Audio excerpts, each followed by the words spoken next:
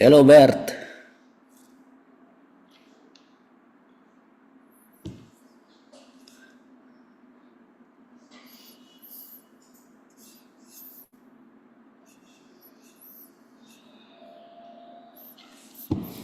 it gets dear Bert.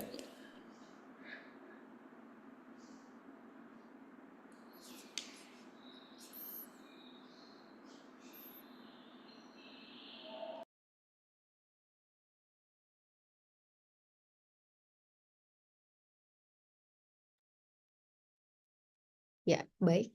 Selamat siang, Bapak Ibu. Pertama-tama, saya ingin menanyakan apakah suara saya sudah jelas? Jelas, Mbak. Oke, Jelas, Mbak. terima kasih.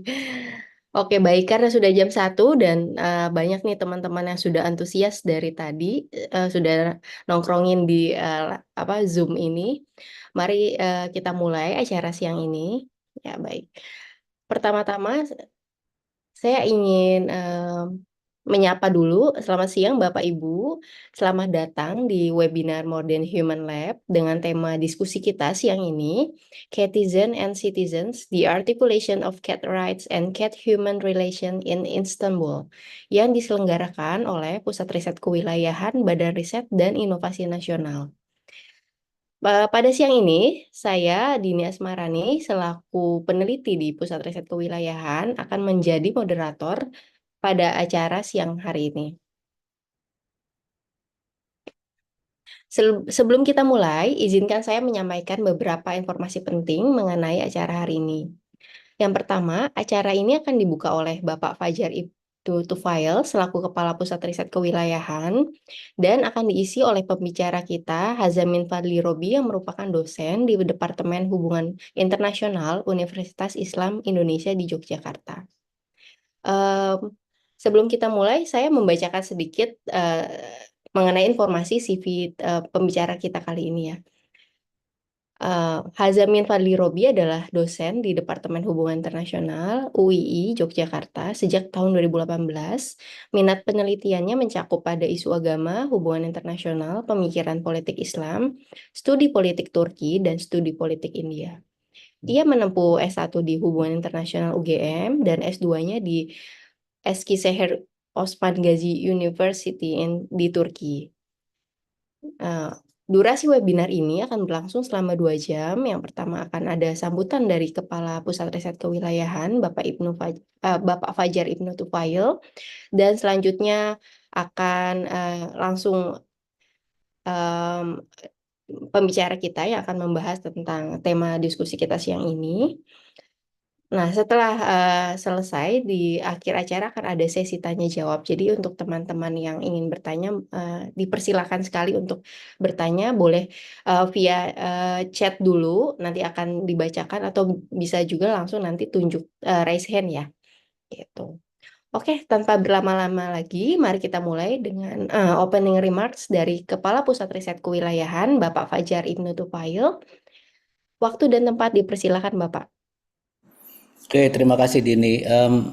Sebelumnya saya mau nanya ke Haja nanti dengan bahasa Inggris ya presentasinya ya. Fleksibel saya, Pak. Kalau memang Heeh. sedikit Karena mungkin. ini ada teman saya nih dari Jerman Oke, oke. yang Nah, juga ikutan banget, banget. dari Max Planck dan dia kemungkinan nanti akan jadi fellow kita untuk apa namanya visiting researcher di PRW.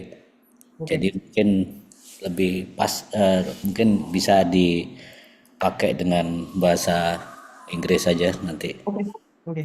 Okay, so yeah, I think I would like to begin with saying hello to everybody in this chat, in this Zoom, and especially my friends from two friends from Deutschland. The first one is Bert Tram Turner from Max Planck, uh, and also Jan Vommel, our good friend, Airways good friend from Switzerland. And thank you for joining the webinar. Before we begin with this with Hadza presentation, probably for those who are not familiar with the program, let me introduce a little bit what Human Med Human Lab is. So uh,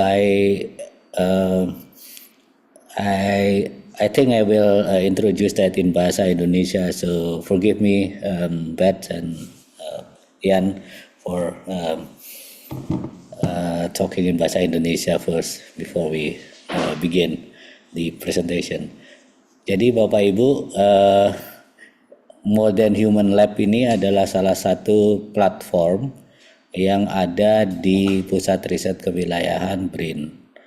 Nah, kita platform ini sebenarnya bertujuan untuk memberikan atau mencoba melakukan riset tentang hubungan antara human dan non-human.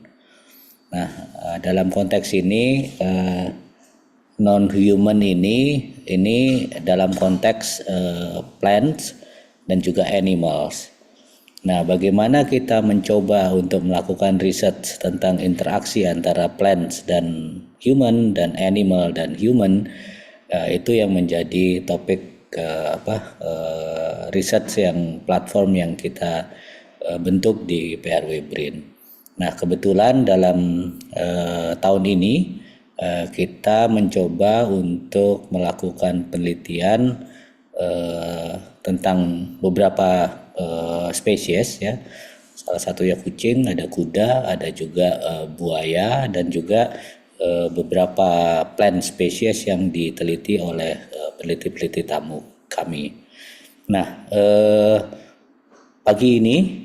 siang ini juga sekaligus webinar yang terkait dengan pengembangan program platform Turkish Studies. Jadi kebetulan Bung Hadza ini dia ahli Turki dan juga tertarik melihat cats di Istanbul. Jadi salah satu bagian dari riset dalam program kajian Turki yang ada di PRW itu juga melihat modern human entanglement khususnya yang ada di Turki. Jadi selain di Turki kami juga melakukan penelitian tentang modern human entanglement di luar Indonesia, antara lain di Jepang. Jadi nanti akan menarik untuk melihat karena kalau kita bicara tentang modern human entanglement itu biasanya selalu kita menggunakan perspektif manusia ya. Nah, saya nanti ingin juga dengar dari Bung Hadza ini bagaimana perspektif itu kemudian kita coba untuk melihat beberapa perspektif tentang modern human entanglement. Kita coba untuk melihat kasus Turki khususnya tentang kucing yang ada di Istanbul. Jadi saya rasa itu saja tanpa berpanjang-panjang. So I think saya persilahkan untuk Dini untuk melanjutkan dan melanjutkan webinar atau diskusi ini. Silakan Dini. Ya, baik. Terima kasih Bapak Fajar atas pembukaannya. Oke, baik tanpa berlama-lama, mungkin kita bisa langsung saja memberikan stage untuk Bapak Hazamin Fadli Robi. Silakan waktu dan tempat dipersilakan. Ada yang mau dibantu mungkin untuk share Iya. screen? Mungkin saya diberikan akses sudah ada aksesnya Sudah. seperti ini. Oke, sebentar. Terima kasih Bu Dini dan Pak Fajar sebagai ketua dari Pusat Riset Kewilayahan BRIN. Assalamualaikum warahmatullahi wabarakatuh. Selamat siang Ibu Bapak semua. Semoga sehat selalu. Perkenankan saya Hazami Fadli Robi sebagai dosen program studi hubungan internasional UII, memberikan dan mungkin bukan membagikan ya, membagi cerita dan juga berbagi sedikit observasi saya tentang kucing. But let me continue this presentation in English since there are some of our colleagues coming from Germany. I can notice there's Jan and also another professor from Max Planck Institute. So let me continue this presentation with English. And if there is any questions or comments in Bahasa Indonesia, I would also welcome that, and I would try to answer those questions in English as well for the convenience of our English speaking audience. So the title for my discussion today would be about catizens and citizens. Perhaps you've been wondering why I decided to create such a terminology as catizens. Why cats should be seen as similar to citizens of Istanbul, but not only Istanbul, but also Turkey in general. And also how this issue has been evolving in past few years and how it impacts the articulation of cat rights and also wider animal rights and in the public affairs in Turkey, and how it affected the cat-human relations in Turkey as well. So I would like to start this explanation by elaborating a little bit about the context of cats in Turkish culture and history. So I will be explaining some stories, but I kept it in the last part of this presentation. Please remind me if I'm going too slow or too quick, but I'm trying to speak in a clearer manner now. So if we are going to understand cats from the perspective of Turkish culture and history, it's really interesting because there's always stories related to cats in Turkish folklore and also in a lot of people's daily life. A lot of verbal traditions are telling stories about cats, but cats left significant remarks during the era of the high era of the Ottoman Empire, particularly in the 15th to 17th century, where during that time it is noted that one of the famous poets at the time working under the reign of Sultan Sulaiman Kanuni. His name was Meali. So Meali was writing a poem entitled Kedi Mersiyesi, Elegy to the Cat. And this poem is telling about an owner who was losing his cat. And he was so in pain for weeks, 4 days, because he felt like part of his life is losing because his cat were dying due to a fire that is happening in his house. So in order to make a remembrance towards his cat, he is composing the poem. And one part of the poem reads Nidelum ahpisi, Neileum ahpisi. So this is an obituary to the cat. Oh, pity my cat. Why you have to go so fast?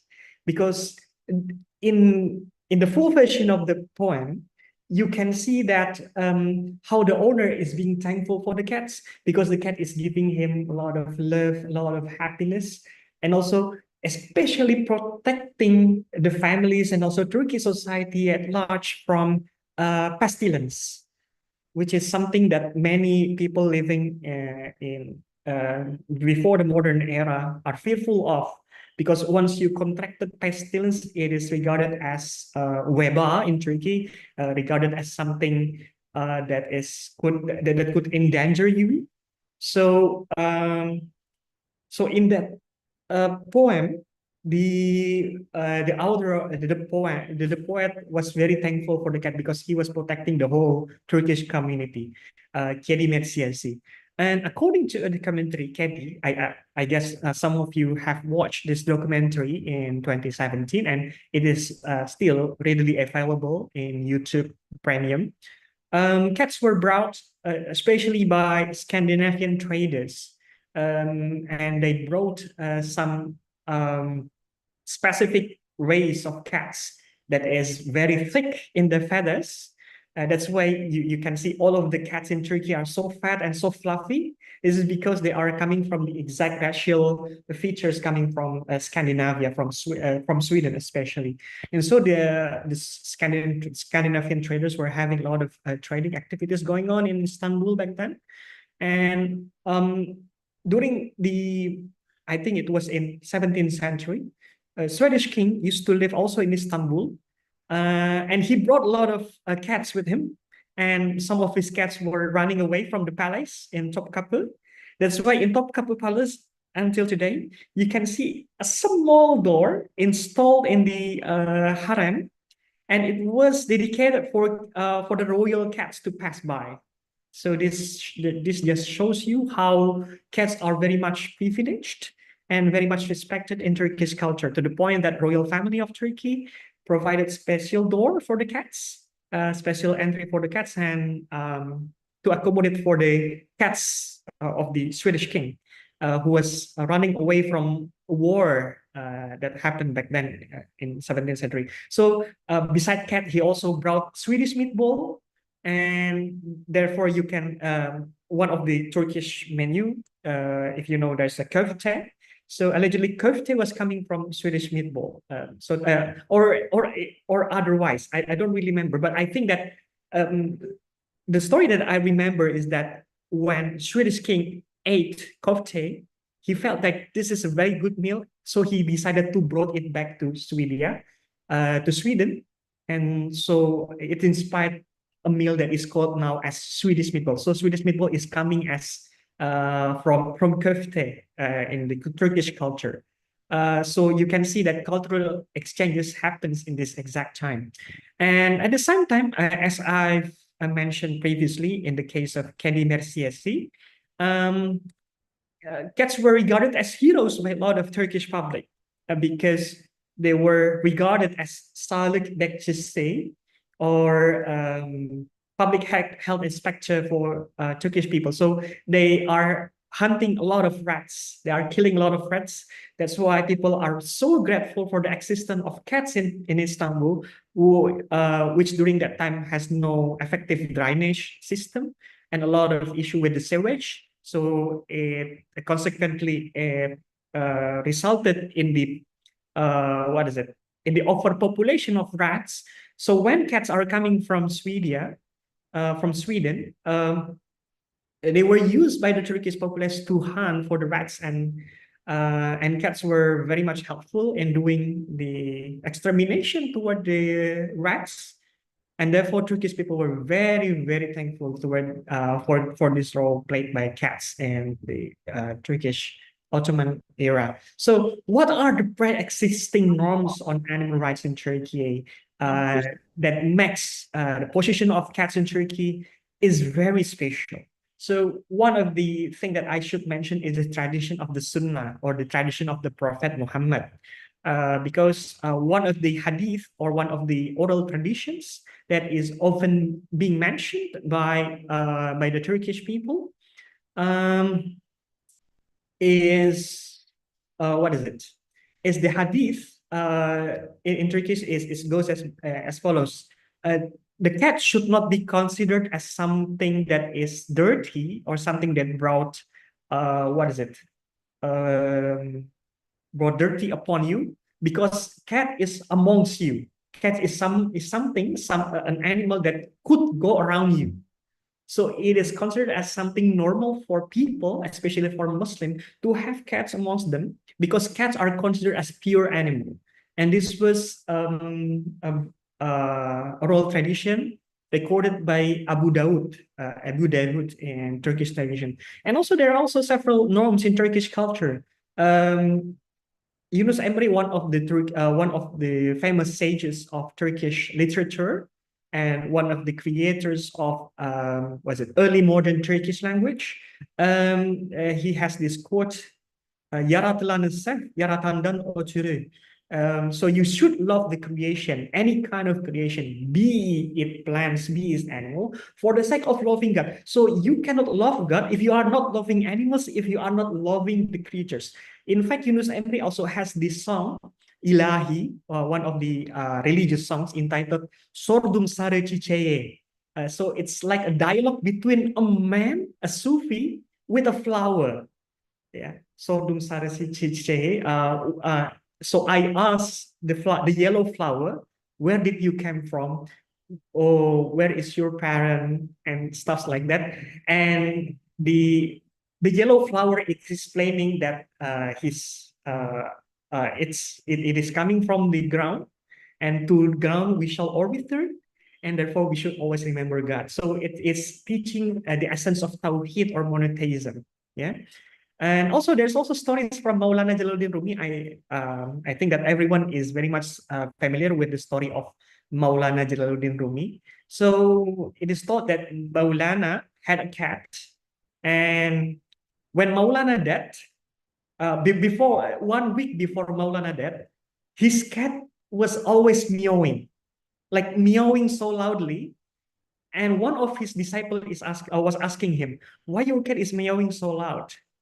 And Maulana, because apparently he knew a cat's language, he told his disciple that the cat is asking what I am going to do if you are going to the barzakh, if you are going to the other world. And after that, the cat is just being pacified by Maulana Jalaluddin Rumi. Maulana was stroking the feather so that the cat is getting calmer. So when Maulana died, 7 days later, the cat was also met his fate, dying as well, and the cat was buried in the exact place where Maulana is now buried in Konya. Yeah, so this just show you how important is the position of cats in Turkish culture.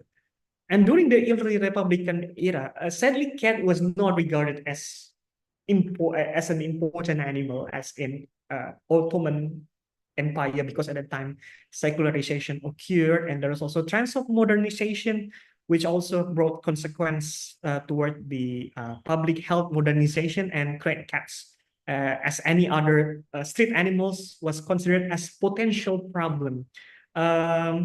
But there were never some negative stigmatization against cat, because at the time cat was still called as sokak kedileri.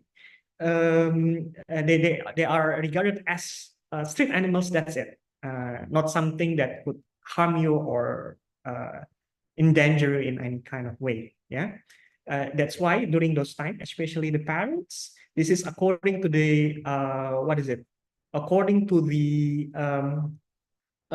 memories by one of my informants in Turkey.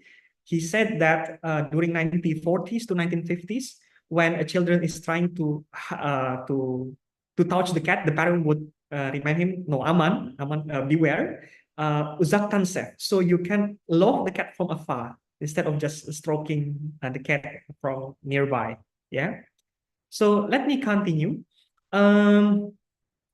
So the conceptual framework that I'm using, that I would like to use, but I'm sure this panel would be useful for me to learn more from experts.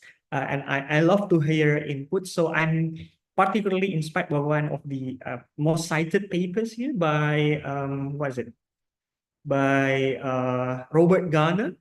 So he said that there's always enormous potentials for activists, for animal rights activists, to expand the definition of unnecessary suffering of animals. Yeah.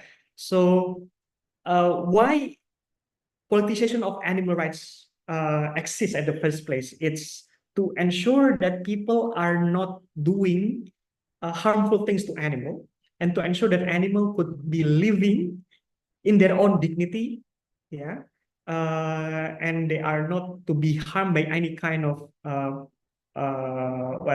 any kind of human treatment, because this is actually originated from anthropocentric notion of development that really emphasizes on human agency, and having a lot of disregard toward the welfare of other species. And so when this issue was introduced in the Western world, people are realizing that protecting animal rights is as important as protecting human rights, because we are living in the same biosphere. and that is why the issue of animal rights is entering political debate, and the definition is keeping on developing, and we shall see the development of the debates on animal rights in Turkey just some weeks ago, and I will explain it in later part of my presentations.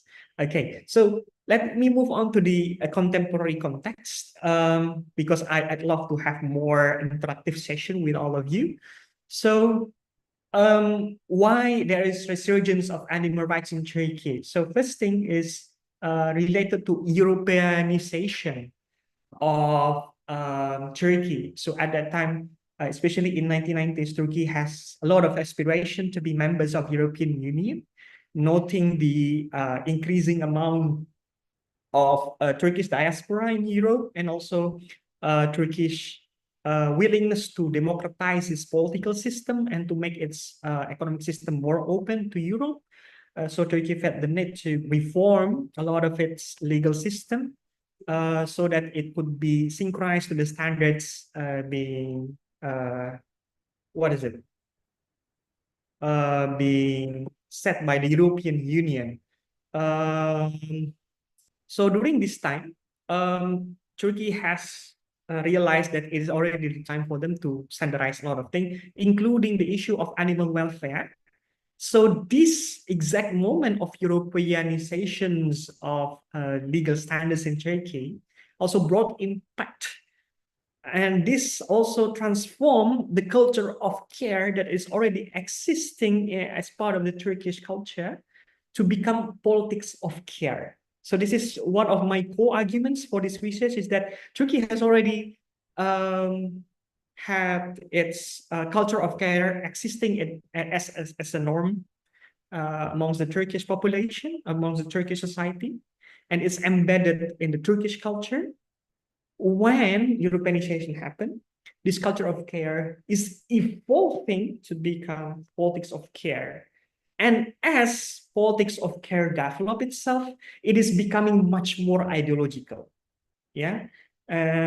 So there are also a lot of green activists, left-wing politicians in Turkey who are really strong in their advocacy for animal rights, to the point that they are criticizing the current government of AK Party for not having serious effort in ensuring that every animal could have equal treatment.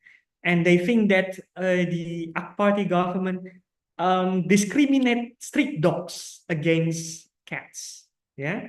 So we shall see this in the debates on Hayvanlar Koruma Kanunu, or the law on the protection of animal, that was being created in 2002, law number 5199.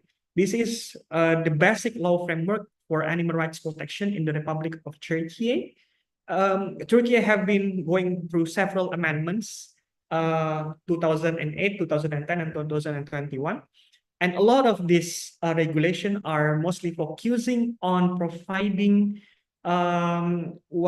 legalization for protection against criminals that would violate cats and dogs. Yeah. And also some of the important issue were banning of trading of cats and dogs in pet shops, because until 2010s, those kind of things are still happening. But due to the introduction of the European standards to Turkey, this kind of thing is also changing. And there's also one of the most interesting thing is the digitalizations of cats and dogs identity. And some of the municipality are taking this seriously, especially municipalities that are affiliating themselves to the Cumhuriyet Halk Partisi, or the Republican People Party, which has a strong leaning towards socialist ideology. Yeah, so I can see that in different municipality they have different kinds of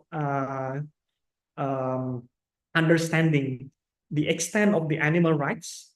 But from what I can witness, especially in socialist leaning cities like Istanbul or Eskişehir, especially in Eskişehir, the municipality is very serious about protecting animal rights to the point that they are always having some separate budget for dogs, for street dogs, and every time the gardener from the municipality is working in the gardens, they always have separate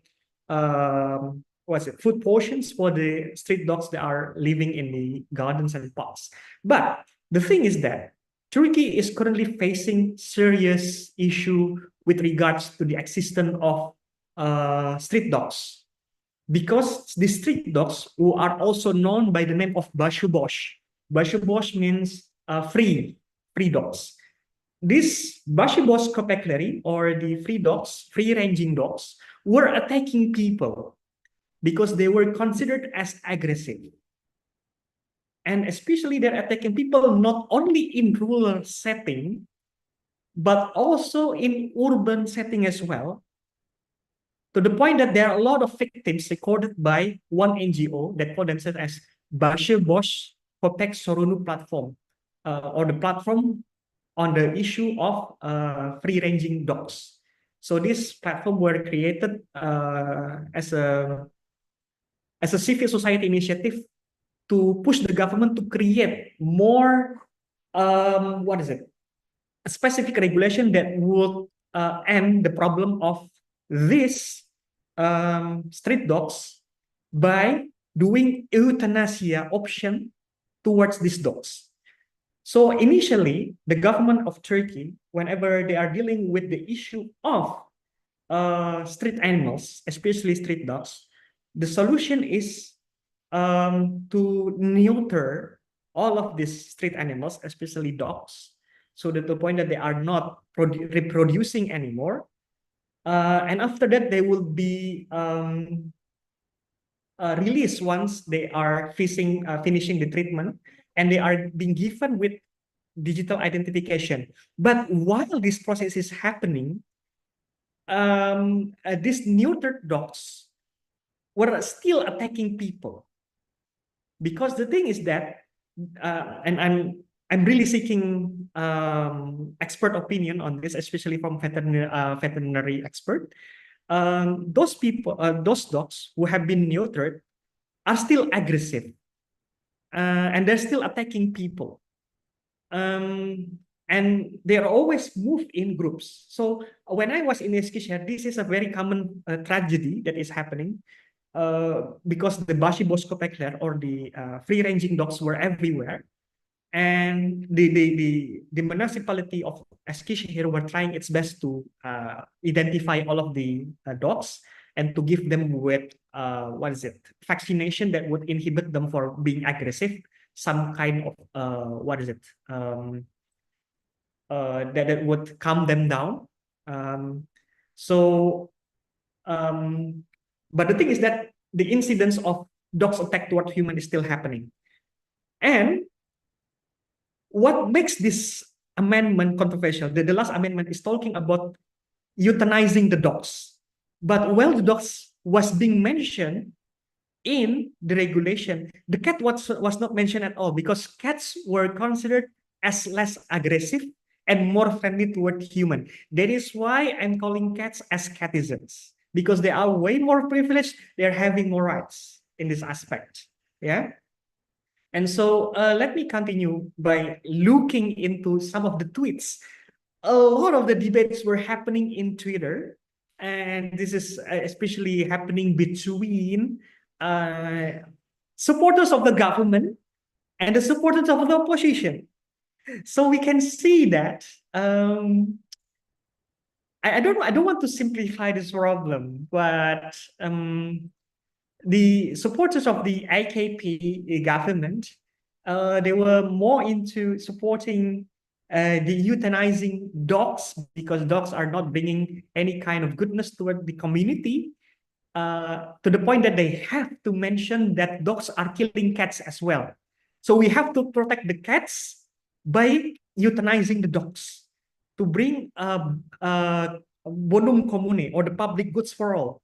Killing a population of dogs would be better for all species. This is according to several people. Yeah. And they're also criticizing the arguments of several anarcho-vegans and also anarcho-greens who think that the government of AK Party is not thinking about the animal welfare, but the AK Party is trying to exactly securitize this issue by saying that dogs has becoming an issue of public threat. At least some party politicians are trying to frame that in that way. So we can see that just last few weeks, I think, there's a vote over this new amendment about the euthanization of dogs. And with only 49 vote differences, 273 votes could win to pass this amendment to the existing law. But still in the municipal level, the socialist-leaning municipalities doesn't want to implement this law because they think that it would discriminate against dogs.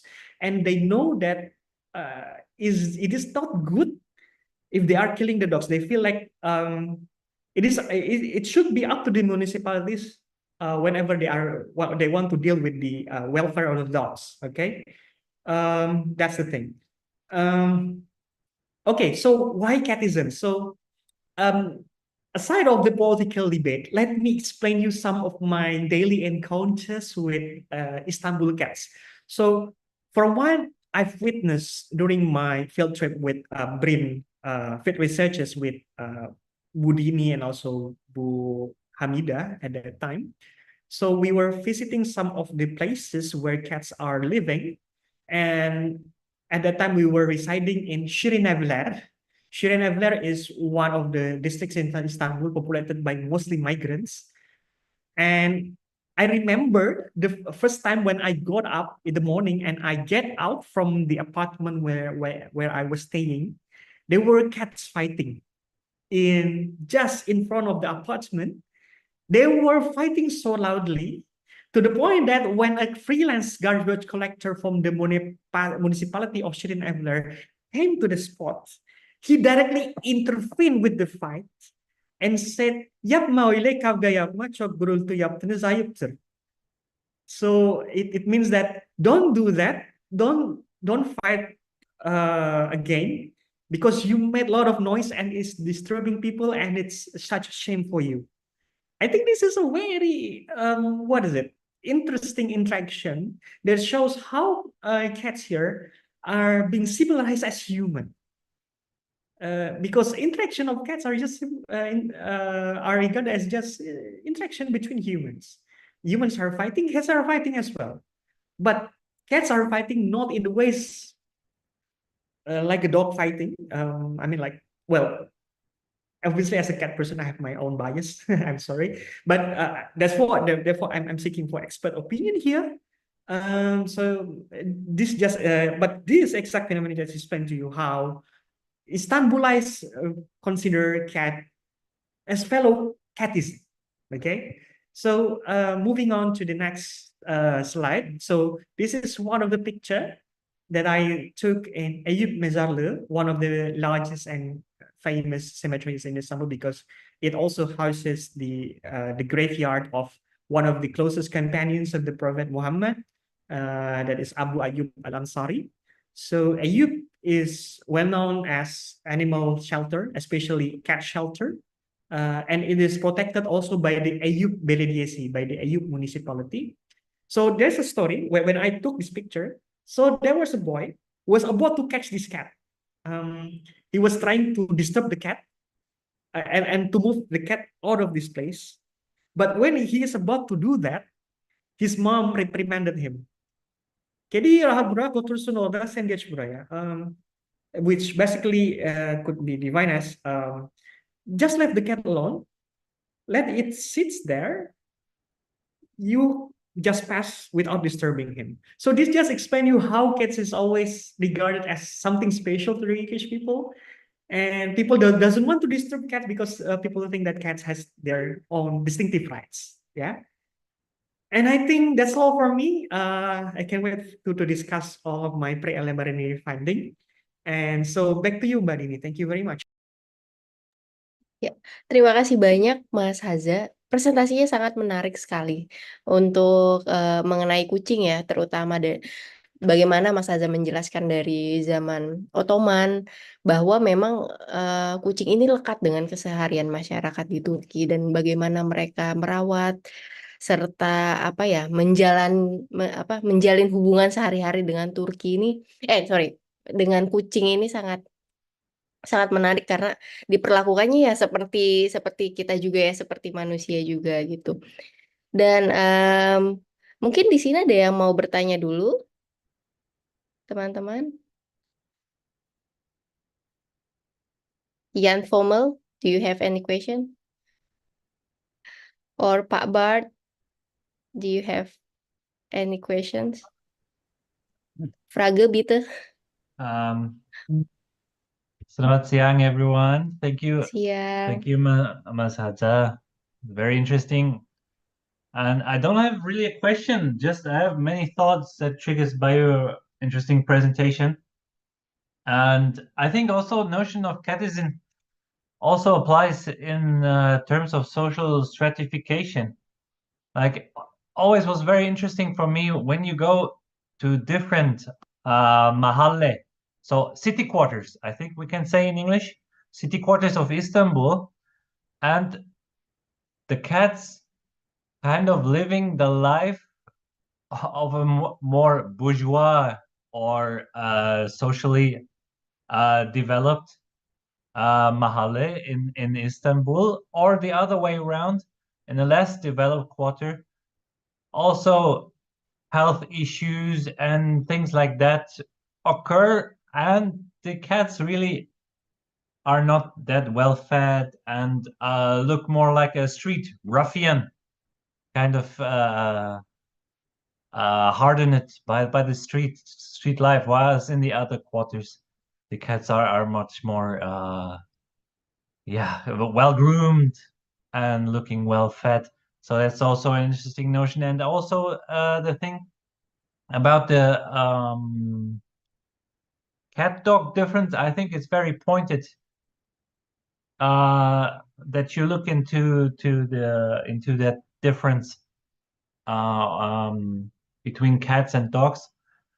I think that's a difference, like between the notion of the dog as the man's best friend. That's very popular, prevalent in Europe. I don't think you have that in Turkey as much, but probably you have that more about cats, like the man's best friend. And what is also interesting about catism notion,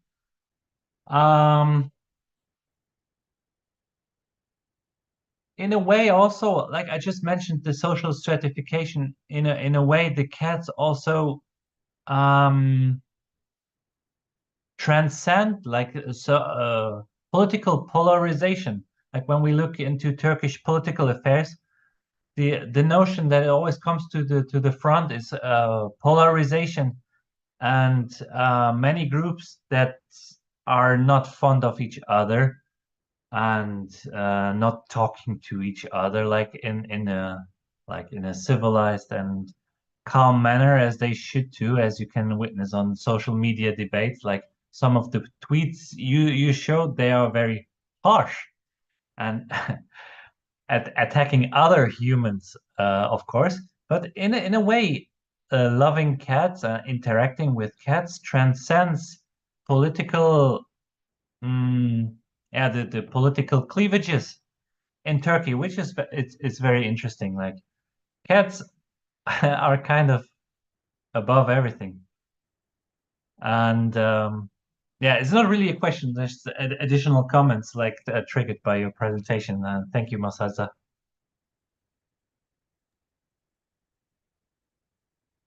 Thank you so much for your insight, Jan Fommel. And I would like to say that Jan Fommel is also a Turkish expert, so he knows very well about the Turkish setting as well as the cat in Istanbul. Dan satu lagi ada pertanyaan dari Mas Rizka ya, satu peta Anambul. Monggo Mas, silakan di open mic-nya. Ya, terima kasih atas kesediaannya memberikan kesempatan. Terima kasih Mas Azza atas presentasinya. Suara saya terdengar? Ya, ya. Baik, jadi saya ingin bertanya terkait dengan perkembangan yang di Turki yang waktu itu sempat sebenarnya sudah berjalan mengenai pendekatan pendataan ilmu teknologi saya nilai di sana, termasuk itu adalah kucing dan anjing. Tetapi saya lihat juga ada berita bahwa di sana di stop karena adanya para pemburu daging anjing ya, sehingga si teknologinya itu di stop gitu. Jadi pendataannya di stop si aplikasinya itu platformnya itu. Sedangkan saya tadinya baru belajar di sana dan sedang mau coba diterapkan di Indonesia. Namanya satu petanabul, kita mencoba mendata nabul terlantar gitu ya, bekerjasama dengan mengajak dengan komunitas-komunitas dan volunteer-volunteer. Itu mungkin dari sharing saya dan juga mohon mungkin ada info terkait dengan pendekatan teknologi mengenai meningkatkan kesejahteraan hewan terlantar. Terima kasih.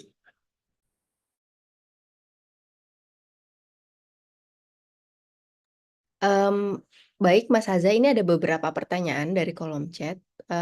Gimana enaknya Mas Haza mau coba jawab langsung atau nanti Oke, mungkin saya coba dikumpulkan? ya, coba Boleh, dari silakan. komentarnya Yan. Thank you Yan for the insights. Well, I don't have the privilege to observe cats in different social settings, but it was obvious when we saw the documentary Kedi, because cats who are living in Shishli, in posh areas like Besiktas, Bebek, in those areas, cats are living luxurious life.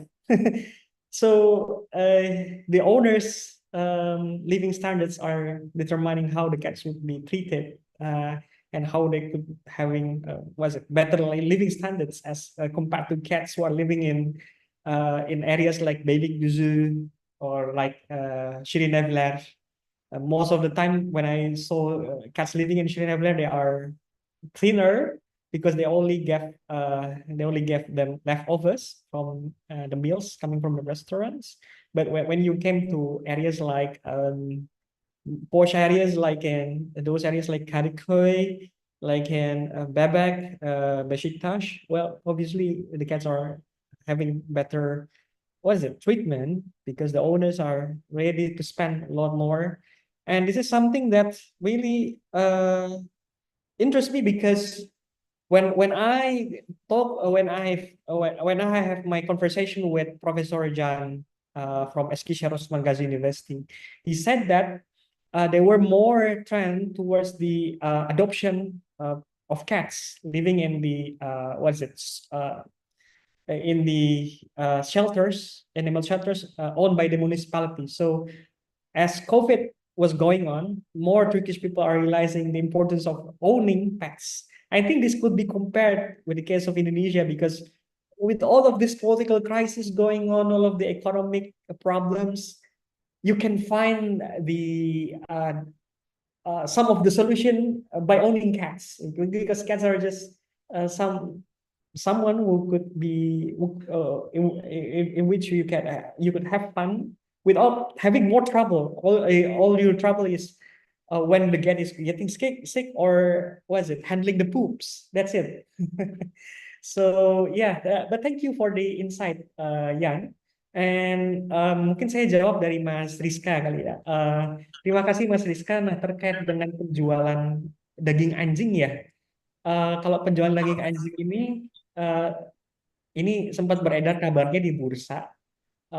Tapi ini apa namanya? Tapi ini memang benar ada kabar ini. Tapi ini hanya terjadi satu kota, yaitu Bursa gitu ya.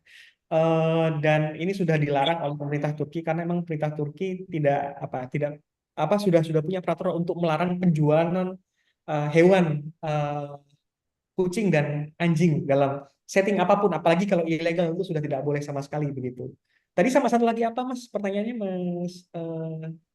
Pendekatan pendataan teknologi terkait dengan hewan-hewan terlantar. Waktu itu sempat ada platform yang mendata hewan-hewan terlantar di Turki, dan itu tadi karena ketahuan di mana-mananya akhirnya itu yang data itu dipakai oleh para pembunuh anjing tersebut gitu untuk diperjualbelikan atau dimakan tadi gitu. Sedangkan saya kebetulan lagi menjalankan hal yang mungkin sama gitu ya, pemetaan satu peta nabul di Indonesia. Jadi kita bersama dengan volunteer, dengan relawan yang lain, komunitas, dan kita coba itu, dan itu kita pengen tahu gimana strategi supaya biar tadi tidak dimanfaatkan oleh yang tidak bertanggung jawab, malah untuk menjadi apa, Ya. diburu lah, diburu. Terima kasih. Ya, kalau di Turki sendiri ini responsibility-nya lebih ke municipal authority ya. Misalnya kayak di Eskişehir itu, setiap anjing itu pasti yang sudah di neuter pasti akan divaksin rabies dan vaksin penenang. Dan nanti setelah dapat vaksin itu dia akan dikasih semacam chip, ditandai di kupingnya gitu. Dan itu sudah tercatat di sistemnya municipality ya. Jadi ini kalau di Indonesia kan mungkin sistemnya lebih civil society initiative. Kalau di Turki itu municipality, terutama yang tadi saya bilang socialist leaning municipalities kayak di Izmir, di Eskişehir, terutama sekali saya lihat di Eskişehir itu mereka sangat rutin sekali melakukan observasi terhadap anjing-anjing. Jadi mereka sangat niat sekali untuk menjaga supaya hak-hak anjing-anjing ini tetap terjaga. Bahkan juga diberikan budget terpisah untuk membelikan makanan anjing. Pegawai pertamanan Eskişehir itu selalu membawa satu karung ini makanan untuk dibagikan ke anjing-anjing ini anjing-anjing jalanan gitu. Dan mereka udah punya sistem yang sangat rapi, makanya mereka selalu punya alasan untuk menolak amandemen terakhir tahun 2024 yang itu akan mengetanesia semua anjing jalanan. Itu bayangkan, itu jadi isu yang sangat ideologis sekali ya. Tadi saya bilang soal ideologization of politics of care. Dan ini jadi benar-benar isu yang sangat panas sekali antara orang-orang pemerintah sama orang oposisi, karena orang pemerintah menganggap bahwa loh, pembunuhan anjing ini demi maslahat kucing juga gitu. Karena kucing banyak yang dibunuh juga sama anjing. Tapi orang-orang yang di left wing, orang-orang di partai-partai seperti misalnya Cumhuriyet Halk Partisi sama di Dem Party, partainya orang-orang Kurdi itu bilang, loh nggak bisa begitu ya. Mereka mau gimana pun juga harus tetap dihormati hak-haknya sebagai hewan. Ini soal bagaimana kita buat kebijakan efektif aja agar mereka tidak menjadi agresif gitu. Dan buktinya di Eskişehir mereka bisa melakukan meskipun tetap ada insiden ya, tapi itu diminimalisir betul oleh pemerintah kota. Jadi sebenarnya kalau melihat hal ini tuh lebih ke municipal juga. Makanya memang kalau menganalisis ini perlu mengambil subjeknya ada di tingkatan municipality memang di Istanbul. Makanya saya sangat tertarik ambil kasus Istanbul sama mungkin kasus Eskişehir ya sebagai komparasi gitu. Di mana di Eskişehir kalau saya lihat anjing sama kucing itu relatif lebih harmonis hubungannya gitu ya. Itu kalau sepanjang memori saya ketika saya berinteraksi dengan anjing dan kucing di sana. Saya belajar menyukai anjing juga di Turki gitu, terutama dengan interaksi saya dengan anjing-anjing di Eskişehir ya. Gitu. Ya, baik. Sebenarnya ini ada satu pertanyaan yang mungkin sebenarnya tadi terjawab ya. Jadi dari Mbak Gia dari Banjarmasin, ia bertanya bagaimana proses dari vaksin, sterilisasi dan sebagainya itu dilakukan secara rutin oleh pemerintah. Dan siapakah pemerintah yang bertanggung jawab? Maksudnya divisi apa? Tapi tadi sudah terjawab ya, ini dari pihak pemerintah kota gitu. Nah, yang pertanyaan kedua adalah di Indonesia masih marak itu dolphin show ya. Jadi masih marak tempat-tempat wisata yang menyuguhkan atraksi dengan binatang gitu ya. Nah, bagaimana pandangan Mas Haza mengenai ini dan mungkin bisa dikasih ya komparasi case-nya dengan di Turki bagaimana? Lalu Nah, pertanyaan terakhir nih tadi juga relate ya. Ada mungkin terjawab tentang parlemen yang mau melegalkan tentang exterminate stray in street ya. Mungkin itu juga bisa disinggung. Baik, silakan Mas Haza. ya, nah terkait dengan soal dolphin show atau dalam bahasa Turkinya tuh lucu. Bahasa Turkinya lumba-lumba itu kan Yunus. Jadi kalau dolphin show itu namanya kalau di Turki Yunus Parklar. Karena dianggap dulu hewan lumba-lumba ini dulu membantu Nabi Yunus untuk keluar dari perutnya paus, lalu ditemani sampai ke pesisir tuh dengan bantuan lumba-lumba gitu. Nah, ini sebenarnya masih apa ya, masih ada beberapa tempat di Turki yang masih melakukan dolphin show ya. Ada misalnya di Istanbul namanya Dolphinarium, cuma mereka mengakui bahwa mereka sudah mengikuti semua apa animal welfare standar. Cuma lagi-lagi ini sebenarnya sudah ilegal menurut ini aturan Turki gitu ya. Kalau nggak salah itu amandemen ketiga tahun 2021 gitu. Itu masih sudah dilarang. Tapi ini di Turki masih ada satu yang jalan di Istanbul Dolphinarium gitu. Tapi mereka mengakui ini tempat edukasi dan ya saya nggak tahu nih kenapa masih belum ditindak oleh pemerintah Turki gitu ya. Karena per amandemen aturan tahun 2021 harusnya sudah dilarang sama sekali itu yang namanya apa dolfinarium itu begitu. Nah, tadi tambahan juga terkait dengan masalah apa masalah pemerintah kota. Nah, di setiap kota itu kan ada DPRD, tapi kalau di Indonesia kan DPRD itu formal banget ya. Cuma kalau di Turki itu lebih loose. Ada namanya Belediye Meclisi, ada apa DPRD tingkat kota. Nah, DPRD tingkat kota, City Council, bahasa Inggrisnya City Council. Nah, City Council ini ada komisi khusus soal hewan, hak hewan, dan terutama komisi khusus hak hewan ini sangat kuat sekali di kota-kota besar dan kota-kota sosialis. Jadi dan mereka yang biasanya mengadvokasi hak hewan dan memediasi kepentingan antara pemerintah kota, pemerintah provinsi. Kalau pemerintah provinsi itu di mana gubernurnya itu langsung dipilih presiden, dan juga para NGO-NGO yang advokasi hak hewan. Jadi biasanya yang menjadi jembatan untuk mempertemukan semua aktor yang punya kepentingan ini adalah di Haiwan Hakları Komisyonu namanya, atau Komisi Hak Hewan, yang dia itu merupakan satu bagian dari City Council. Nah, ini sebenarnya merupakan apa ya, manifestasi dari ini apa Europeanization of animal rights gitu. Nah, ini kan salah satu hal yang saya sedang kerjakan juga sama mahasiswa saya yang kebetulan nulis tentang hak hewan di negeri dua benua gitu. Itu ya. Sama tadi apalagi satu lagi Mbak Dini tentang apa ya, saya lupa. Tadi sih sudah terjawab ya yang tentang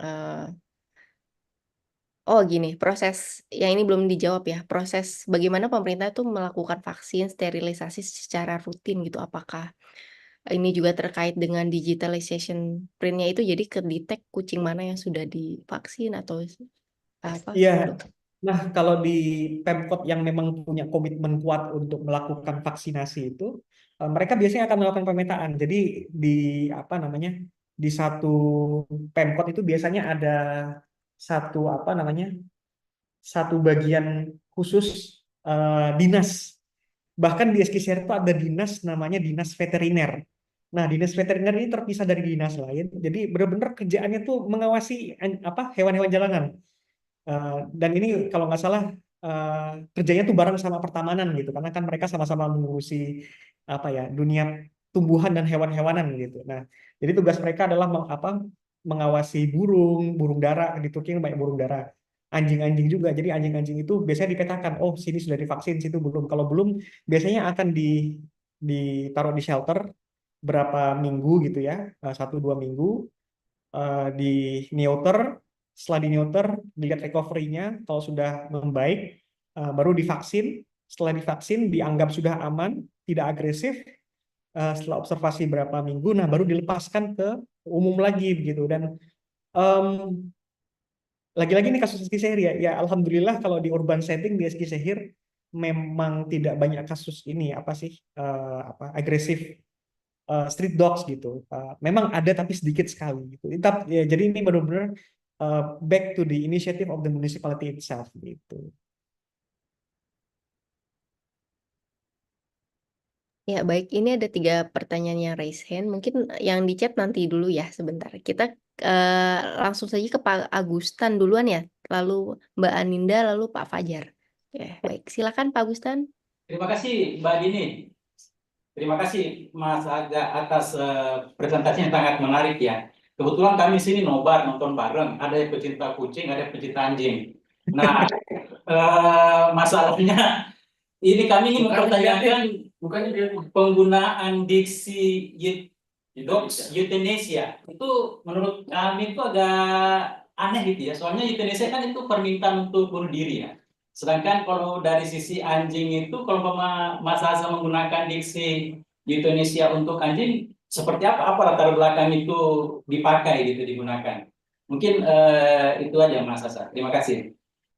Oke, nah saya ke pertanyaan Mas Agustan dulu ya terkait istilah euthanasia itu sebenarnya istilah yang digunakan oleh pemerintah Turki. Itu saya ngambil redaksinya dari undang-undangnya langsung. Jadi undang-undang itu dalam amandemennya bilang bahwa bagi hewan-hewan jalanan yang yang belum ditreatment dan belum menerima vaksinasi dan masih bergerak secara liar gitu, maka akan menjadi tanggung jawab bagi pemerintah Turki untuk melakukan euthanasia, euthanism dalam bahasa Turkinya begitu bagi populasi anjing yang dianggap membahayakan populasi tidak hanya manusia tapi juga hewan-hewan yang lain seperti misalnya burung atau kucing begitu.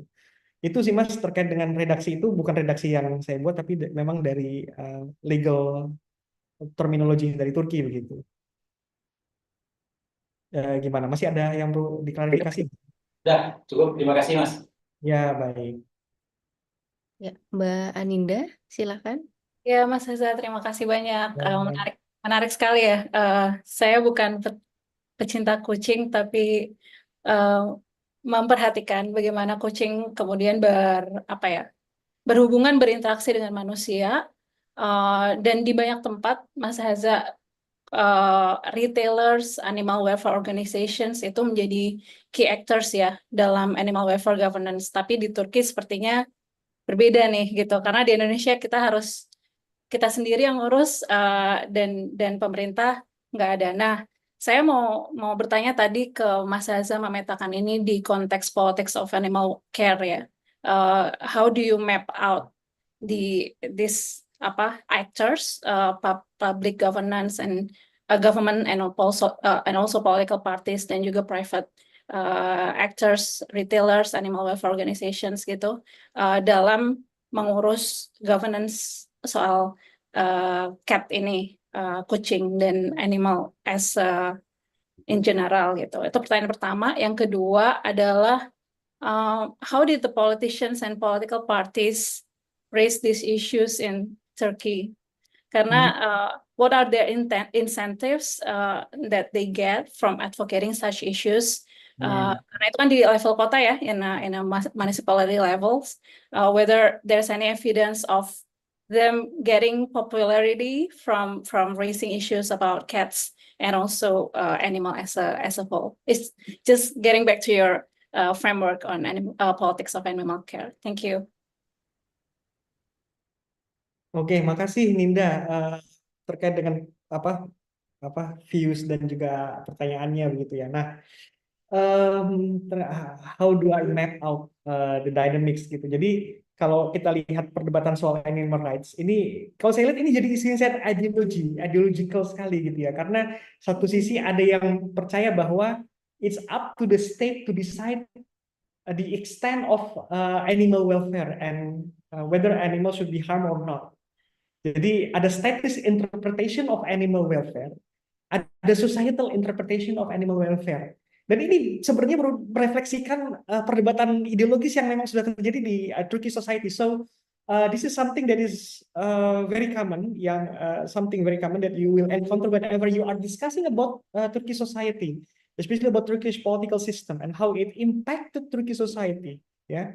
Jadi there's always status and societal interpretation, and they are always having some radically differing interpretation tentang bagaimana kemudian animal welfare should be redefined throughout the time gitu. Nah, perdebatan terkait dengan stray animals ini sebenarnya juga refleksi dari bagaimana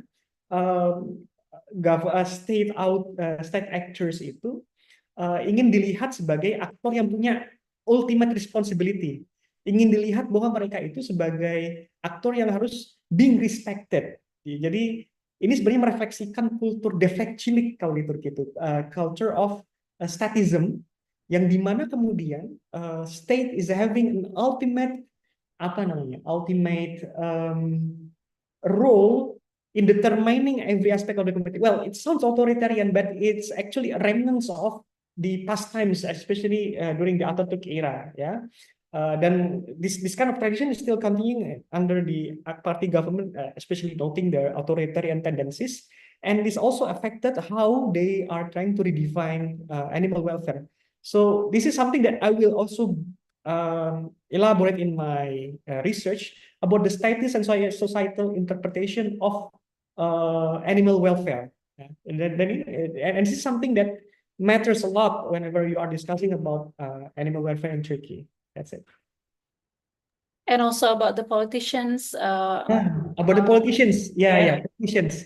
I think if we are discussing about politicians, especially when you are looking into left-wing politicians, they just want to cap their constituencies, because if we are discussing about how left-wing politicians are defending the rights of the animals, they're always trying to be close to the interests of us, and also they are trying to respect the aspiration of their constituencies, which are mostly young generations who are having much more concern with environmental protection, also animal welfare. So they have to do something that would accommodate this aspiration into policies, and this constituency are putting their trust into this politician. So I think this is some mutual symbolism between the constituency and the parliamentarian. Once the youth people are feeling that their voice are being heard, they will keep continue supporting the politician. That's the case for the left-wing politician. But with the case of this right-wing politician, I think it's just about you should respect the state, you should respect the authority, stuff like that. Okay. Yeah. Ya baik, jika tidak ada yang mau ditanyakan lagi, bisa langsung Pak Fajar. Yeah, thank you, Acha. That was really very interesting presentation, and I really enjoyed that. I mean,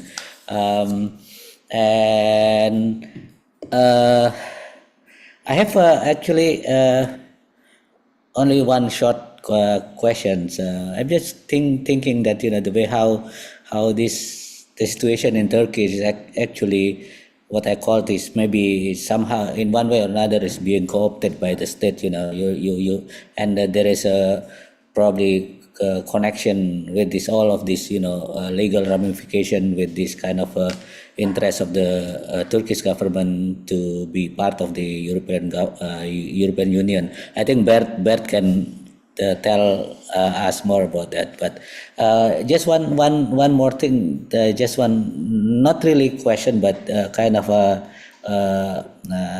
comments or reflection. If you compare that situation in Turkey and Indonesia, somehow it's slightly different in the sense that in Indonesia, what we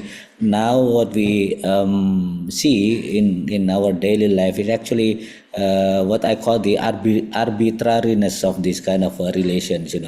When you have in Turkey, like in Japan, for example, there's all of the relation were regulated to one point or another, regulated in normative context also, but also regulated in the legal context. But in Indonesia, we don't have that kind of framing. What we do have is kind of a more kind of an arbitrary relation between human and cat and human and dogs.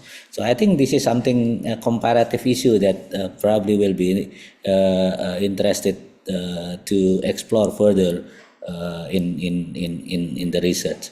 So that's it. No question, just kind of a comment. Yeah. Yeah, Thank you. Pak Fajar. Thank you for the comments, Pak Fajar. Something that really something that I remember when I interacted with one of the drivers of mobile application, the Gojek driver. So at that time we were going to a station and he was talking about his interaction with cats. So whenever I'm crossing the road, I'm always looking for cats, whether there's a cat or not.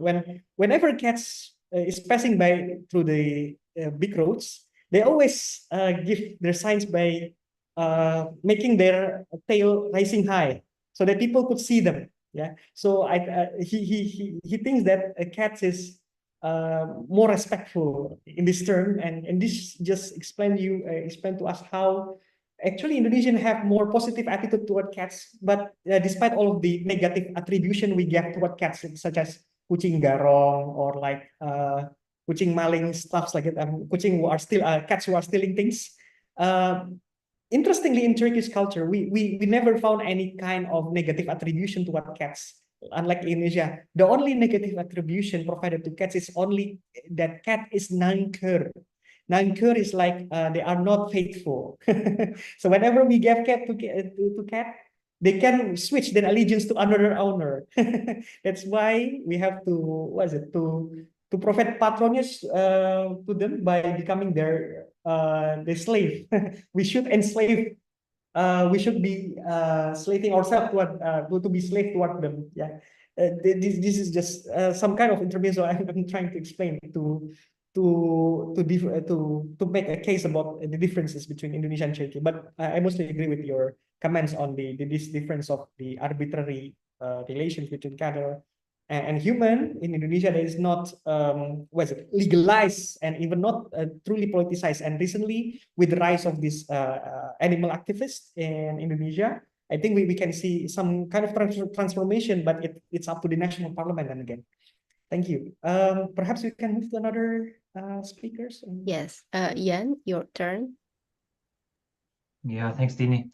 I'm just curious, and I want to ask if you can comment a little bit following this first exploration, like what are your research plans? I know it's still work in progress and early stage, but maybe you have some thoughts, and I would be curious, like how you transform this general and huge topic into some more tangible, small research. Maybe you're thinking about doing a proposal in BREEAM or something. Yeah, what are your thoughts and ideas? Maybe you can share, or if not, if it's not that developed yet, no problem. Yeah. So Yan, this research is already integrated into Pak Fajar's book chapter proposal, I think. And I'm planning to take some municipalities as example to make a case about what is it, cat-human relations in national level. But obviously, I will be discussing about the national policies before going to the what is it, the cases in the what is it, in the smaller setting, that is the subnational municipal levels. Because I think that if we, especially if we differ the case between AK Party's municipality and also case of JHP or the socialist municipality, that would be perfect. But I should I don't know. I should find a strong case, but so far I didn't find any AK Party municipalities is doing euthanasia toward the dogs because of the fear toward the repercussion coming from the public. Yeah, because I can see that a lot of public are very angry toward the Turkish government, especially coming from the opposition, because the government is allowing what's it, mass killing to be happening, and this is something that people would not let easily, even though the government might, the municipal government might be ruled by a party. There might be strong repercussion coming from the public, especially by the animal rights activists who are mostly coming from the left. And so this issue about animals is becoming a very heated political debate. Yeah, to the point that the president himself needs to clarify something on this. He said that this is an issue of public safety, not issue of hating animals, yeah, but more into public safety. And this is how Turkish government is always trying to frame sensitive issues. Okay, thanks for your comment, Mas Haza. Next, Pak Bert, please open your mic. Yeah, thank you. First of all, thank you, Haza, for this wonderful presentation. Very nice data and very interesting data. I'm sure you can make a lot of out of those data in your analysis. I'm not so sure whether my questions still fit, because partly part of the discussion I couldn't understand. My first question would be, you mentioned this very nice episode by Jalaluddin Rumi. So my question would be, is there a conception, an idea, a popular idea, whether multi-species relationships can be continued after death? you said that the cat was at the very place of Rumi, etc.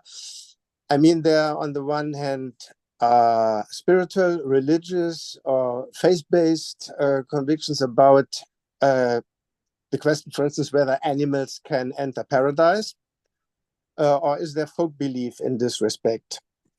And from there, a more principled question that I think concerns all of us, those sharp distinctions like pure, impure, that make divides within multi-species assemblages. To what extent or what do those distinctions do to multi-species relationships? You mentioned that stray dog case in Turkey. By the way, it's going through the media everywhere, also everywhere in the Islamic world. And the case is indeed very controversially discussed from various points of view. My question would be why it is so rarely framed in multi-species terms. It's not just about stray dogs and aggressive behavior of dogs. It's also a question about animals and their environment. So why just focusing on one specific animal when then all the environment, all the circumstances, all the reasons for are pushed aside? So then we once again, how to say, phase out one specific relationship out of a way more complex relationship, and then try to solve the problem, which usually doesn't work. Another question about the normative framing is regarding the legislation you mentioned. I had the impression that is mostly focusing on companion animals. Is there made a distinction between companion animals and working animals or farm animals? I mean, they all have specific relations to humans, but these relations are also normatively defined differently. So does this play a role in the debate or not? And a final point I found very interesting, you mentioned several times this aspect of humanizing animals, or the humanizing aspect in multi-species relationships in general. I had the impression that also the way how these relationships are legally phrased or normatively framework are a good example of this humanizing approach to the multi-species world.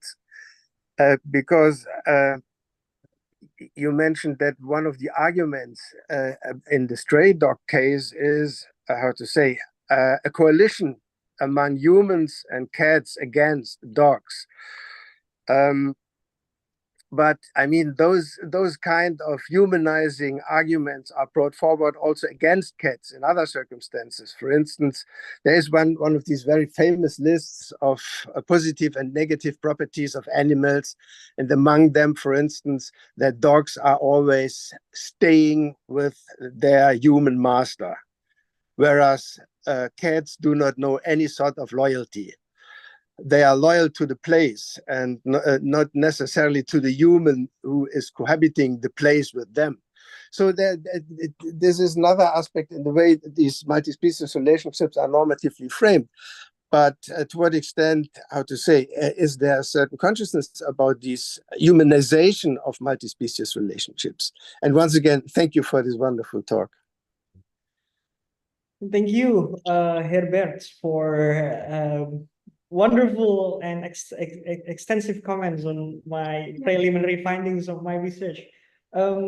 So I have to admit that I haven't read the legislation in detail, but your comments on the differentiating between the animals of different status, the supporting the animals who are accompanying people with disabilities, and also animals who are having in farms. Obviously they have different treatments, and I think that I will be specifically focusing on stray animals and also the pet animals in my research. because if we are discussing about companion animals and also farming animals, those pets who are used to help the farmers in the field, they are having different kind of regulations. I think that has been regulated as well.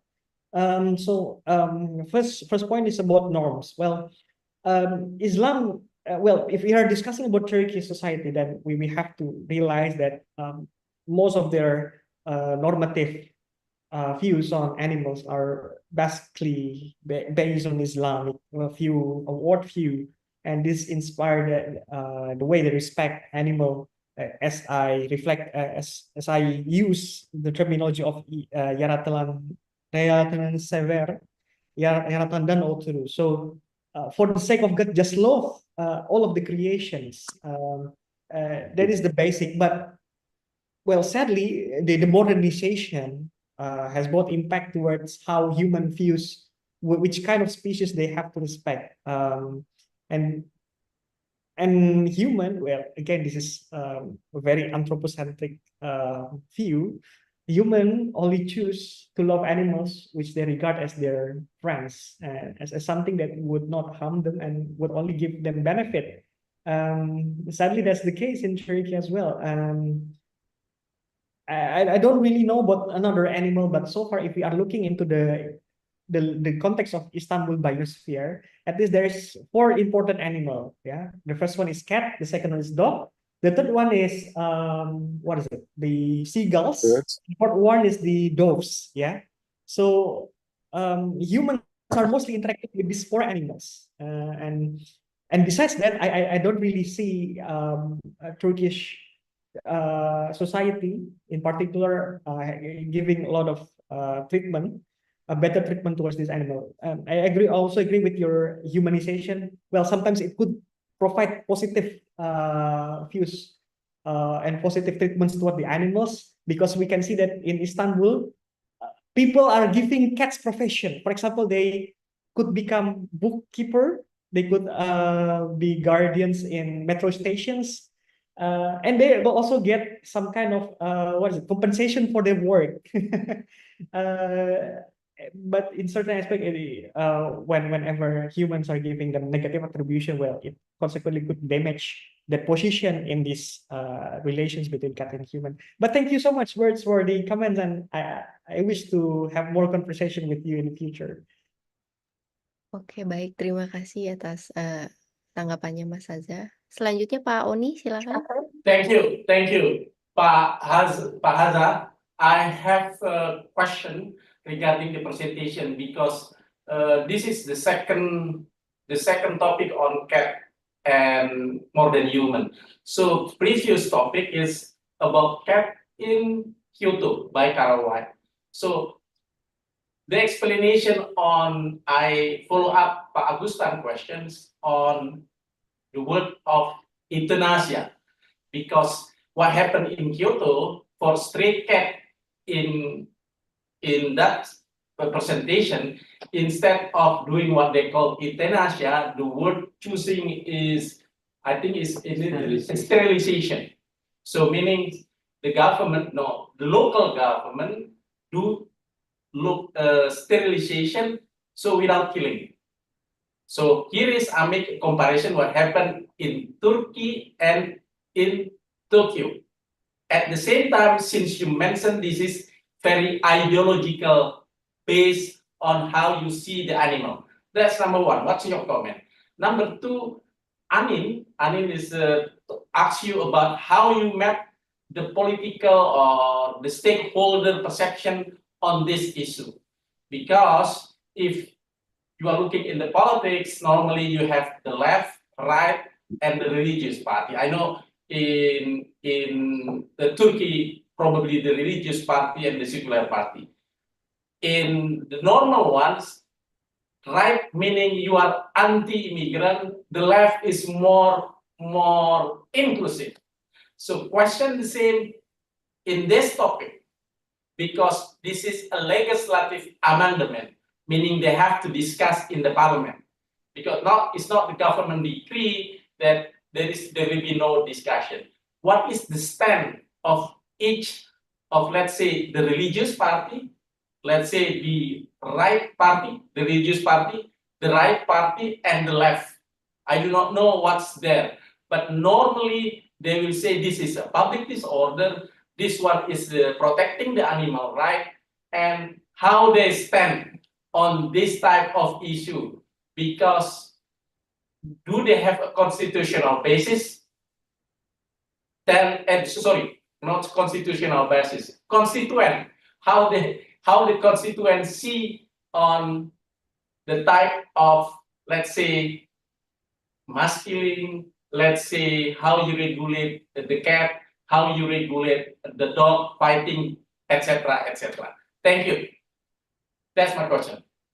Okay, thank you, Pak Oni, for the comments and also for the questions. So, let me begin with the last question about the dynamics between the political parties. So, now Turkey is divided into two different coalitions. So the first one is the Millet, and the second one is Cumhur. Yeah. So the Cumhur Ittifakı, or the Cumhur or the Republic coalition is a coalition that is what is it? Supported by the religious and right-wing parties like AK Party and also Milliyetçi Hareket Partisi, the Turkish Ultra Nationalist Party. So most of the time, whenever they are discussing about animal welfare, they see that it is always important to consider what could be defined as a public good, and public good could be defined by the government. So it is up to the government to decide what is good, what is bad, especially with regards to the animal welfare. So if killing dogs for the betterment of all species is good, then we should kill all dogs. Yeah, and this is reflect the statist tradition in Turkish political system. But when we come to the opposing coalition, that is the Millet Ittifakı, or the national coalition, they are emphasizing on the importance of rights. Yeah, not necessarily the responsibility of the state, but also the rights of the subjects, including animals. Yeah, and because they gave more agency toward the subjects instead of the government, then we can see they are providing more space for the animal right activists to voice their concerns. And this is how they start to influence the debate, to the point that there's only 49 differences between that would eventually make the pro-government voice could pass the amendments. Yeah, I don't really remember the first part of the question. What is the basic of that? Comparing what happened euthanasia and killing and sterilization. So the sterilization, that's the way in Kyoto was approached for stray cat. Yeah. So sterilization is actually the original mechanism set up by the Turkish government to tackle with the issue of the stray dogs and stray cats. They have been successful in several years, but recently, with I don't know, with the rise of urbanization and also forest fires, more stray dogs are coming to the rural area, from the rural areas, from forests to urban areas, and they start to threaten people because people are not willing to share the place by living with the dogs, because dogs were considered aggressive, even if they have been neutered in the first place. Yeah, even if they have been given some treatments to come to level down their aggressiveness, still occurrences of attacks are happening because I don't know, we need dog theorists to explain this kind of behavior, why dogs are becoming so territorial and so competitive in their territorialness, especially in urban settings. So someone who is specializing in dog-human relations should have answer to this question, and I think that I will exactly need views from dog experts. But sadly, yeah, a lot of victims have fell down because of the attacks by dogs. Some of dogs even though they have been vaccinated with anti-rabies vaccination, they still have the capability to make people ill because of their bite, and some people have that because of these attacks. Yeah. And so I'm kind of in dilemma whether to support the euthanasia, but I'm not totally supporting it because it's just easy peasy solution towards a very complex situation actually. So yeah, let me read some more, and I would love to hear more from the docs expert to explain about this phenomenon in Turkey. To make a case, ya. Oke, baik. Baik, selanjutnya akan dilanjutkan dengan pertanyaan dari Mbak Atwinanda. Tapi sebelum itu ada sedikit pertanyaan nih ya, saya bacakan dari kolom komentar yang dari tadi. Ada kasus tentang pembunuhan kucing di Turki ya, yang waktu itu sempat viral juga ya, bernama Eros. Nah, bagaimana tanggapan Mas Haza tentang apa ya, aksi legal yang diambil untuk kasus ini gitu. Lalu juga ada satu pertanyaan lagi, bahwa salah satu negara untuk melindungi spesies langka itu dilakukan apa namanya, ditangkap dan ada kucing yang dibunuh ya untuk melindungi spesies langka tersebut. Nah, itu bagaimana tanggapannya Mas Haza? Ya, Mungkin kalau 2 yang pertanyaan. Oke, untuk masalah Eros, so this case of Eros is really interesting because some people consider him to have mental illness. Jadi dia dianggap punya ODGJ gitu. Tapi ada beberapa yang lain yang bilang, oh enggak, this is a fully conscious man who just had cats, ya. So ya lagi-lagi publik Turki terbagi dua gitu. Ada yang melihat bahwa ini orang ODGJ. This exact man has mental health illness, so it's understandable that he killed cats. But well, he should be punished for his action, but the punishment should not be severe because he has mental illness. But animal activists, especially coming from the leftists, are telling that this man is inherently evil because why the hell he would kill a cat? Huh? If he's a normal functioning man with consciousness as a human being, then he would not kill a cat because it's not something that is acceptable in Turkish culture. Jadi si Eros ini betul-betul dianggap apa ya? Bahkan perdebatan soal Eros ini membagi publik Turki jadi dua karena ada beberapa yang merasa bahwa sanction yang dia hadapi itu tidak seberat apa yang dilakukan ke kucing, bahkan ketika kucingnya itu hanya satu yang dibunuh. Menurut orang leftist, orang-orang yang ideologinya memang green dan pro environment, mereka menganggap bahwa no, this kind of thing should be tolerated, and we have the legal framework to punish him severely. Still ada orang-orang yang bilang bahwa no, when the government say so, then it's already settled. Itu lagi-lagi ini apa ya? Reflection of statist versus societal interpretation of animal welfare ya. Jadi memang ini satu isu yang menarik. Nah, terkait dengan satwa terlindung itu, nah ini saya nggak tahu spesifik, mungkin agak menarik juga kalau saya baca-baca ya. Mungkin ada satu kasus di provinsi mana itu, tapi saya jujur aja nggak tahu soal itu. Jadi nanti saya bisa eksplorasi lagi. Ya. Oke, baik. Selanjutnya silakan Mbak Atwinanda. Terima kasih sebelumnya untuk kesempatannya, Mbak Dini. Saya menyapa Pak Haza terlebih dahulu. Terima kasih atas presentasinya, sangat menarik. Ini mungkin cuman pertanyaan pure imajinasi, tapi menurut saya bisa ditanyain gitu ya. Karena saya belajar soal environmental. Jadi saya tahu ada sebuah sungai di New Zealand yang sungai ini tuh diberikan it's granted personhood rights. Jadi kayak dia legal sebagai manusia dan dia bisa menggugat segala macam, dan given to all the hypes and attention for cats in Turkey. Apakah ada kemungkinan kucing itu juga bakal diberikan hak yang sama kayak personhood? Jadi dia nanti mungkin bisa menuntut, bisa punya hak legal seperti manusia pada umumnya gitu di Turki, based on research yang Pak Haza lakukan.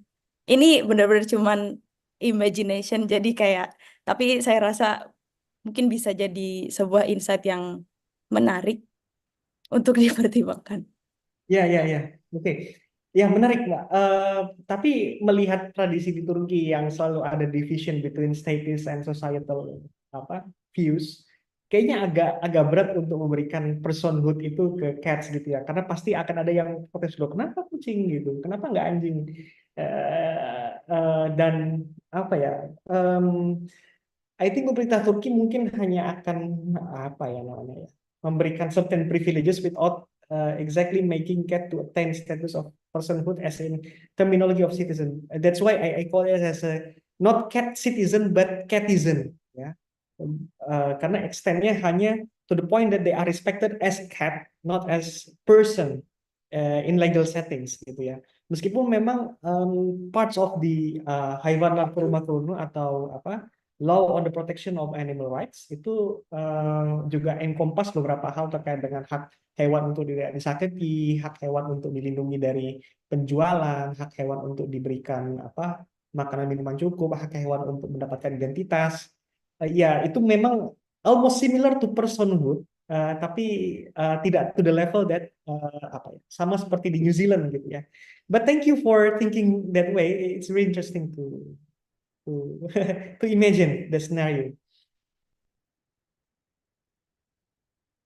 Ya, baik. Diskusi yang sangat menarik ya pada siang ini. Mungkin saya bisa lanjutkan baca kolom chat sebentar ya. Ada pertanyaan di salah satu wilayah negara kita, katanya kucing liar ditangkap dan dijadikan makanan untuk binatang buas seperti buaya gitu. Apakah ini berita hoax atau benar? Saya juga sebenarnya kurang tahu isu ini. Mungkin Mas Haza atau mungkin teman-teman yang lain bisa membantu menjawab. Monggo silakan tentang kasus ini. Wah, itu nggak tahu saya. Itu menarik juga. Mungkin ini sepertinya more than human lab ini memang perlu mengadakan diskusi tentang spesies lain ya. Sepertinya menarik sekali. Betul. Lalu ada tanggapan ya Pak dari Pak Oni tentang mengapa anjing liar tetap liar walaupun setelah disteril ya. Mungkin perlu ada penelitian juga tentang perilaku manusia terhadap kelompok anjing tersebut. Pertanyaan bukan dari saya tapi dari pelaku nobar, ada nobar. Penyayang binatang. Penyayang binatang yang lain. Kubu anjing. Dari kubu anjing. Oke, menarik. Menarik. Mungkin Pak Fajar mau ada tanggapan lagi Pak? Iya, sekedar sedikit klarifikasi soal eutanasia itu Pak Oni, Pak Agustan, sorry. Itu term yang biasa dipakai juga di kita ya. Jadi kalau misalnya ada hewan atau binatang yang memang sudah tidak bisa diselamatkan karena sudah terminally ill gitu ya, itu biasanya kemudian dokter hewan akan menanyakan ini mau di eutanasia atau enggak gitu ya. Jadi artinya itu satu term yang memang sering dipakai di di kalangan dokter hewan dan juga para pegiat aktivis satwa juga. Dan juga soal ini just kind of memberi sedikit informasi, memang di Australia itu pernah ada kasus bahwa kucing-kucing itu dianggap endangered, tapi membahayakan burung-burung endemik liar ya, burung-burung endemik Australia. Jadi ada ada semacam gerakan yang dilakukan untuk membatasi jumlah populasi kucing dengan cara ya juga salah satunya dengan eutanasia itu. Nah itu karena dianggap membahayakan keberadaan kelangsungan eksistensi dari burung-burung endemik ya. Nah ini makanya itu persoalan animal justice itu menjadi sesuatu yang highly debatable ya. Artinya it's depending on the way how we frame the notion of justice and from which perspective, especially what kind of a species perspective. Itu jadi satu hal yang memang sedang berkembang. Dan juga satu informasi bahwa ada satu NGO di Indonesia yang sedang memperjuangkan untuk memberikan hak hukum. So there's one of NGOs Bert in Indonesia who are trying to struggle for giving rights, legal rights to monkey. So mereka mencoba untuk memberikan hak hukum gitu kepada monyet. Nah ini they are not quite successful because all of this some legal practitioner refuse to this kind of idea of giving legal rights to animals. But fortunately there is one legal practitioner who is willing to try to put forward this kind of initiative. But since this is a new one, we don't know yet the result. But it's there is some kind of an interesting development going on in Indonesia. So and then saya rasa cuma itu saja ya. Komen saya, Mbak Dini, ya, makasih. Ya, baik.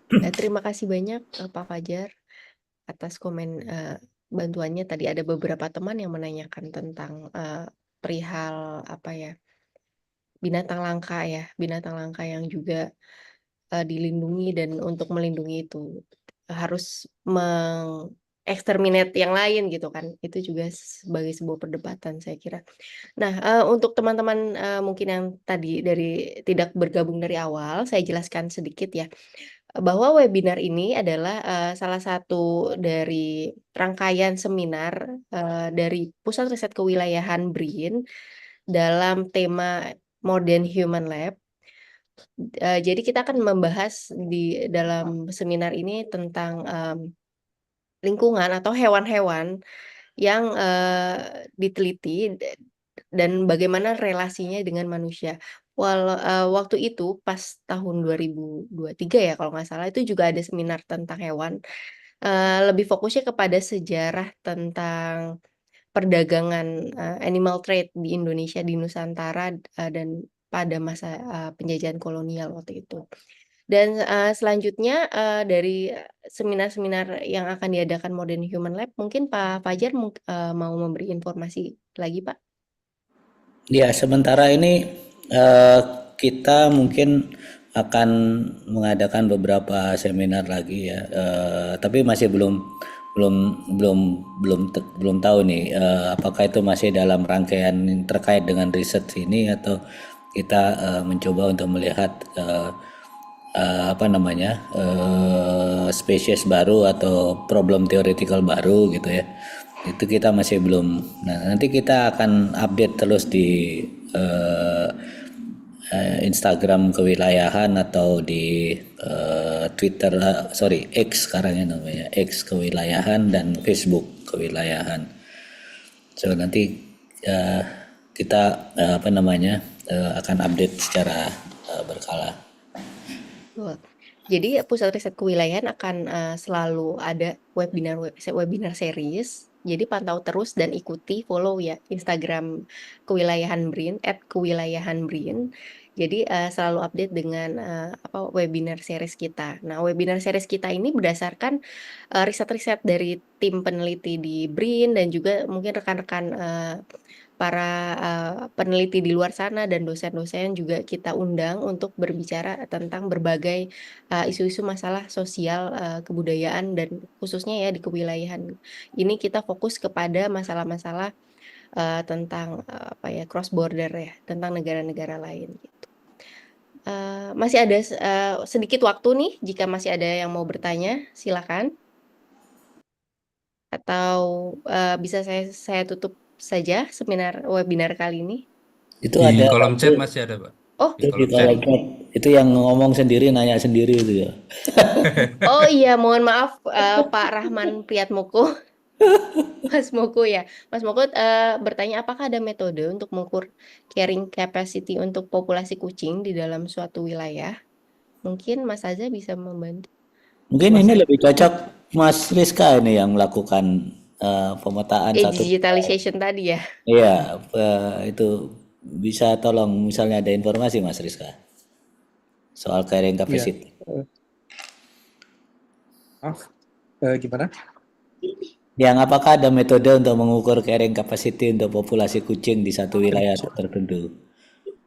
Iya, jadi sementara kalau kami ini lebih mengecek dari sisi volunteerisasi dari masyarakat maupun komunitas untuk mendata anabul jalanan tersebut, dan juga di dalam atribut datanya tersebut adalah uh, pemberian namanya, terusnya pemberian informasi dia itu status kesehatan seperti apa, kondisi fisiknya seperti bagaimana, dan juga bersedia untuk melakukan aktivitas yang bersama lah, sharing activities dengan komunitas yang lainnya. Secara secara perhitungan itu mungkin jadi belum kita kuantifikasikan, tetapi secara mereka melakukan atribut memberikan atribut tersebut dan berani mereka bersedia untuk memberi mendata tersebut, itu udah sebagai mungkin indikator, dan mungkin nanti bisa kerjasama dengan penelitian ini untuk mengembangkan dari penelitian dan juga sekalian pengembangan dari tujuannya si satu peta anabul tersebut. Mungkin kalau dari saya sementara itu, tapi kalau sekarang ini data dari satu peta anabul itu udah hampir didata hampir lebih dari 600, hampir 600 anabul terlantar yang didata, dan juga itu tidak hanya di Jakarta, sekitaran Jakarta juga ada yang di Aceh, ada yang di Banjarmasin, ada yang di Makassar seperti itu. Jadi sudah mulai di daerah-daerah lain untuk aware terhadap pemetaan anabul jalanan. Ya. Mungkin itu. Terima kasih Pak Mas Rizka. Mungkin Mas Moko nanti ngobrol sama Pak Agustan aja. Itu Pak Agustan dulu pernah melakukan mapping terkait dengan CICE itu sama Pak Oni itu. Jadi mungkin data-data carrying capacity itu bisa di di sana. Ada datanya nggak Pak Agustan itu soal carrying capacity? Carrying capacity belum pernah dihitung Pak. Ini masalah daya jelajah anjing waktu itu. Jadi waktu itu daya jelajah anjing di Minahasa, di Bali kita coba bandingkan terkait dengan topografi. Jadi ternyata anjing itu beda-beda daya jelajahnya kalau umpama topografinya juga bervariasi di Minahasa dan di Bali. Kalau carrying capacity-nya mungkin Pak Odi punya ide kan? Ya, harusnya satu orang satu kucing. Jadi sebenarnya berdasarkan jumlah orang, kalau sampai kucing lebih banyak dari jumlah orang, berarti ya itu carrying capacity-nya terlewati. Ya, tapi itu kan masih subjektif sekali itu bro. Ya, oke, belum nanti kita coba cari informasi ya Mas Moko. Siapa? Ya, makasih Din, silakan Din. Ya. Baik, menarik sekali dari perbincangan kita siang ini, banyak ide-ide baru nih untuk diteruskan menjadi penelitian yang bisa dikembangkan dari BRIN atau dari teman-teman lain. Untuk kolaborasi juga bisa. Silakan DM aja ke @kewilayahan BRIN ya, Mas Moko selaku pengelola. Jadi untuk teman-teman yang ingin tahu lebih dalam tentang riset yang kita sedang lakukan atau juga mau kolaborasi riset, itu bisa kita lakukan langsung aja ke @kewilayahan BRIN atau bisa di lewat mana Mas Moko? Selain dari Instagram biasanya. Saya langsung berkunjung ke kantor juga boleh. Iya boleh, ke kantor kita di Gatot Subroto ya. Ya. Gedung Widya Graha lantai 8, Gedung LIPI yang bundar itu ya. Langsung aja gitu. Jadi oke, baik, terima kasih banyak pada siang kali ini, diskusinya sangat ramai, sangat menarik. Terima kasih kepada seluruh partisipan yang telah hadir, terutama pembicara kita Mas Aza Fadli Min Robi dari UII Yogyakarta. Terima kasih atas insight-nya yang menarik tentang kucing di Istanbul, tapi juga ini merefleksikan secara global ya bagaimana animal welfare gitu di statusnya di saat ini di contemporary issue. Oke, baik. Saya undur diri. Terima kasih banyak yang telah mengikuti dari awal hingga akhir. Sampai berjumpa lagi di acara-acara selanjutnya di Kewilayahan BRIN. Jangan lupa follow Instagram @kewilayahan BRIN agar selalu terupdate ya webinar-webinar series kita. Baik, terima kasih. Selamat siang. Wassalamualaikum warahmatullahi wabarakatuh. Izin pamit. Thank you everybody.